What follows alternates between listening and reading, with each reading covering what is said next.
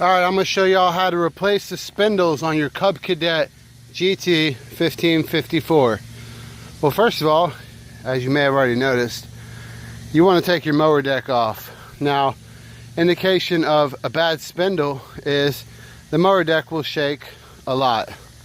So, it also make a lot of loud noise. So here's the mower deck off. It's pretty simple. All you gotta do is pull this pin and this pin right here, and then these two grooves right here will fit into this bar right here. So first you insert this bar into here and then pop the two pins in to put it back on. So the orientation for the belts is right there. So what you want to do is you want to find out, is your spindle actually bad? So now that you got your mower deck off, which is really easy, a lot of people don't want to take their mower deck off. They just don't realize how easy it actually is.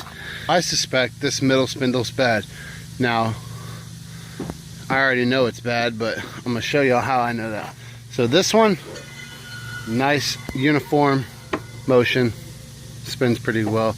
This one, you hear the rattle, non-uniformity. And then this one, even better, spins perfectly. So this one's uneven. Let's look at it and see what's actually going on here. Okay, inside your spindle, there's a grease fitting that greases the bearings.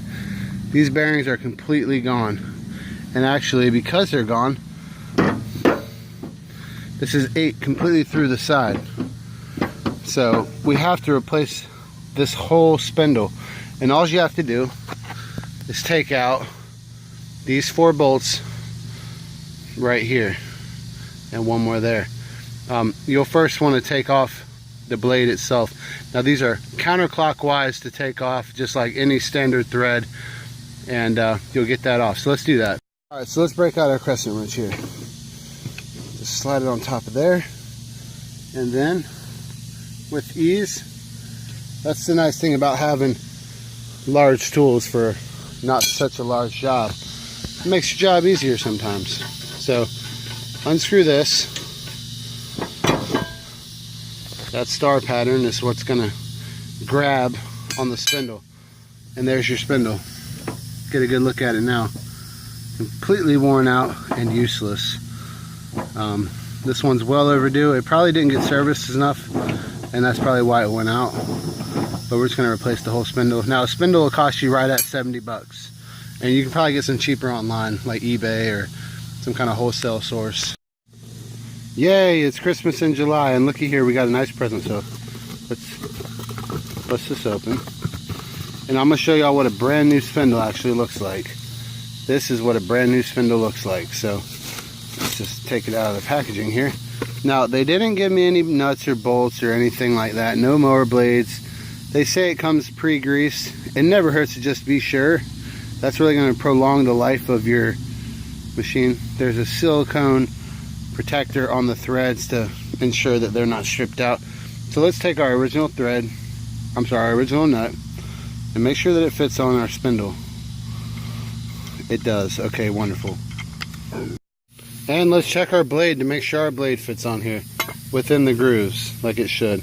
So, oh no, it doesn't fit. Just kidding, of course it fits, because I went to a dealer who has to give me the right parts or else they just look bad. So look, perfect, okay? And then you'll just lock your nut on there and that'll hold the blade. This bolt size is 1/2 inch. Nice thing about this socket, get a nice leverage on it. Okay, and we'll just bust these free, and I'll just fast forward this here. Okay, as you can see, you got the new spindle in there. The old spindle has never been replaced. The bolts just broke clean off. Luckily, I had some more 1/2 inch bolts. And interestingly enough, inside of those are not threaded. You have to actually thread it yourself. So you actually just take a hammer, bump it real hard one time with something, and the thread pattern doesn't matter that much because you're threading it yourself. It's just such a soft metal that you're threading into that it will eventually just catch and then tighten up. So let me tighten these down and then we'll go to the next step. Now when tightening these, you don't want to over tighten because like we said before, it is a soft metal, so you don't want to strip it out or else then you're going to have to, let me show you, you'll have to run a a bolt clear through, like that one's going through, and then stick a nut on the other side. And it probably wouldn't even hurt to do that anyways, but it's really your preference. This will hold enough for what I'm doing.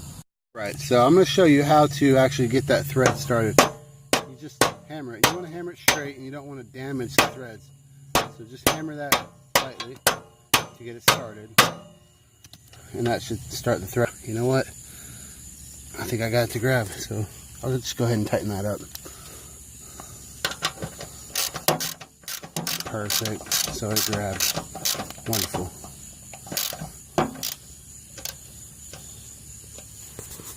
Alright, so now what you want to do is you want to grease it. So you'll just insert a little bit of grease into the grease fitting or the zerk, and then that'll pressurize the interior of the bearing and ensure that the bearing is well lubricated, and that'll actually save the bearing in the long run. That'll buy you some time.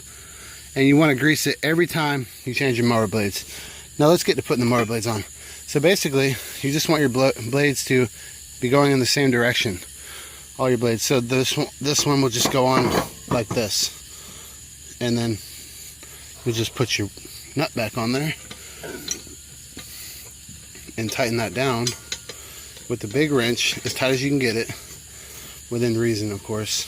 So you'll just have to hold this, take your big crescent wrench right here while you're holding it, and then turn them opposite ways, and that'll tighten it down. Alright, now that we got that tightened, all your blades are going in the same direction. You'll just want to wiggle it. Make sure you don't have any play, so you can be sure that it's seated properly on the star underneath. As you can see, the bolts all stick out approximately the same, so it looks like it's tight. And we'll spin it one time just to be 100% sure that it's well balanced and it's not just a bad one that you got from the shop, or a bad spindle, and that your blades aren't bent as well. We just have to hook the mower deck back up, so you'll want to lay the mower deck back down. Now these mower decks are pretty light and yet still very strong. You can take the mower deck, pull it this way, drag it over here, and slide it up underneath the mower. But that's harder than the way I'm going to do it. I'll just grab my mower. Now don't forget, this is a hydrostatic transmission, so that means it doesn't roll very fast and it doesn't build up any momentum. And I just pull my mower right over the top of my mower deck, and I just find it easier than trying to struggle with sliding the mower deck. Let me just get two hands on this real quick. And I'm just leaving the camera on to show you how quick it actually is. So here it is. I'm pulling it over now.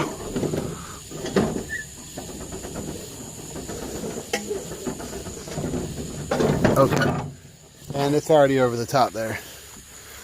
So I think that's just a lot easier than trying to force slide the mower deck underneath between two wheels. So you have to get up and go around and pull, and it gets stuck on the tire. So that's just the easiest way to do it. All right, the next step is to make sure you align this bar right here in between the grooves on this. So essentially I have to move it over, and I'll do that right now. Okay, now that's what that looks like. It's seated within right there. Next, we're just gonna hook those pins, this pin right here, to this bar right here. All right, so this bar will slide right between this piece here and that. And then what you want to do is have your pin ready to drop in. So that way when you wiggle the deck and you get it lined up perfectly, it'll just lock in on its own because there's a spring there. So like that. See how it locked in? And the same on this side. Fortunately, this one looks like it's already lined up. Just like that. So that was easy enough. Now, the belt with the same configuration as I showed you earlier. I just want to say thank you for watching this video. Thanks for choosing my video over any of the other competition. It's my goal to make this as easy as possible for y'all to fix your equipment and do anything useful, how-tos. Just subscribe so that way next time there's something that you need to do and I've made a video about it, you'll get straight to mine and I won't give you any of that bull crap some of the other people are going to give you. Thanks again. Press that like button too. God bless.